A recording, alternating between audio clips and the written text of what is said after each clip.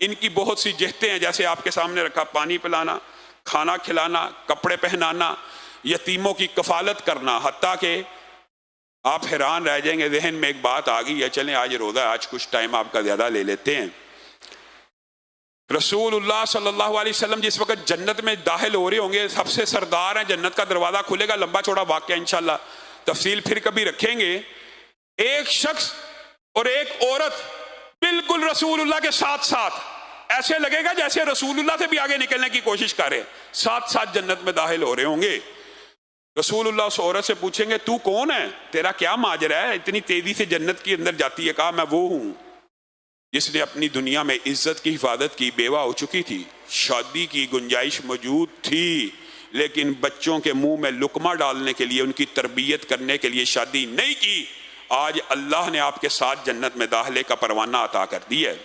دوسرا شخص